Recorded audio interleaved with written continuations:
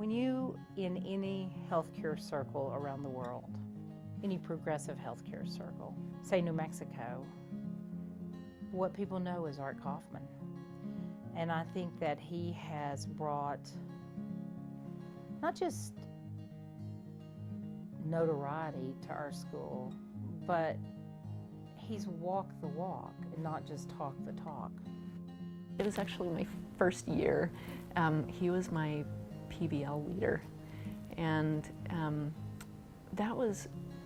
it was pretty instantaneous that I could tell that he was special, and there was something that I wanted to learn from him.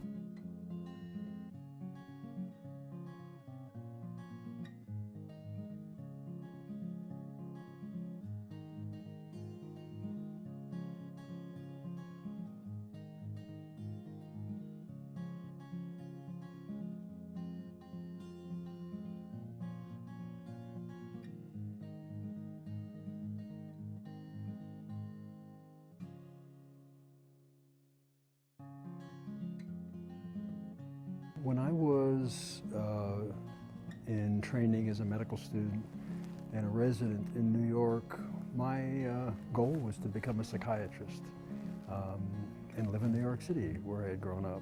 I had trained in college in Chicago, but I came back from medical school and residency to New York. But at the time, I was very resistant to the war at the time, as many people in my generation were. And I was fortunate to get into the Indian Health Service. And at that time, they took you out of internship, not after the completion of residency.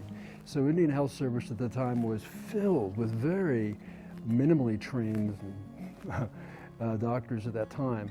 And I was assigned to go to South Dakota and work with Sioux Indians.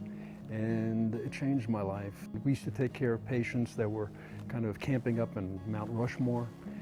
It was actually the year before Wounded Knee exploded. To stay in Indian Health, because my wife at that time was several years behind me in medical school, she couldn't train in South Dakota. So for me to stay in, I had to transfer either to the Indian Health Service in Phoenix or New Mexico. And we chose Albuquerque, and she did her internship here. I finished up my Indian service here, and again learned even more about the power of communities and culture. And I said, I can't continue in psychiatry. I love psychiatry, but at that time, I couldn't even refer patients to psychiatrists because of the stigma at the time. But I could counsel patients and talk about all these new things that I cared about, as well as doing primary care. And I had done an internship in internal medicine, which was the only general kind of thing at that time. There was no family medicine.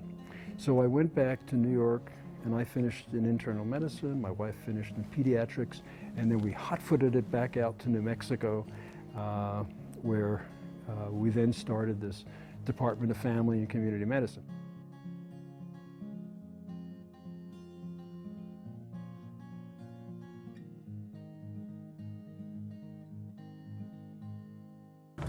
I think that there's a problem in the way we educate students and the product we hope to achieve, such as empathy. You know, there is a waning idealism and a rising cynicism that occurs with many medical students.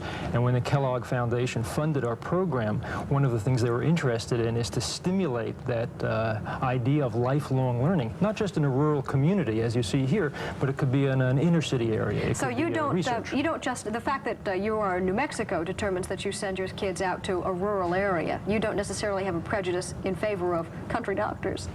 No, I think that in New Mexico it's an important need, but students can become researchers. They can become urban physicians as well. He sent me to Australia a number of years ago to speak at an international conference on rural health issues, and I was the keynote speaker on their health day. And I'm walking through, you know, the University of Queensland, and the first thing people asked me when they found out I was American was, "Do you know Art Kaufman?" You know, in many ways, communities could get a better resource from the university if we all work together. we're kind of putting our toe in the water, we're going to different communities, but it's just an example of trying to think more broadly, taking everything we've learned to now. Another favorite story, and I don't know if I have exactly the details right, but was with Don Fry, who is the former chair of surgery here.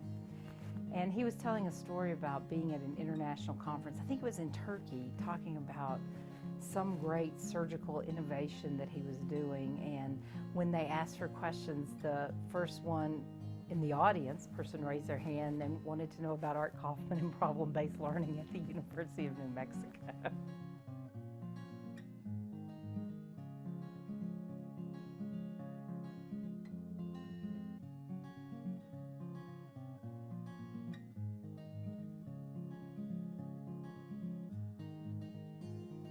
So you have this husband-wife team that represents the science and social aspects. So we have these two kids, both of whom were not science majors. My daughter was an English major. At one college, my son was a Latin American civilization major. And both of them were not interested in medicine. They kind of came to it much later in different ways. And fortunately for us, they both came to medical school here, and they had a great time.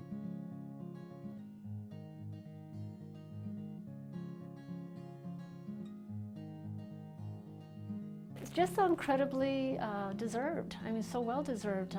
He is a living legend. There's nobody that I've met that doesn't know him already. I serve on the American Hospital Association Board of Trustees right now, which is quite a coup for someone from my community and from my size of hospital. And I wouldn't have gotten there without Dr. Kaufman and everybody else that works with him. I honestly wouldn't have. Art is somebody of remarkable integrity, incredible professionalism, spectacular intellect, and wonderful character.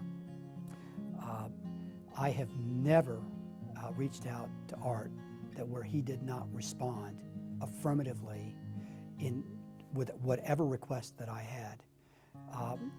I don't know that it's possible to have in a lifetime many friends like Art Kaufman. He is a treasure to the state, to the University of New Mexico, to Lee County, to Hobbs, and to me personally.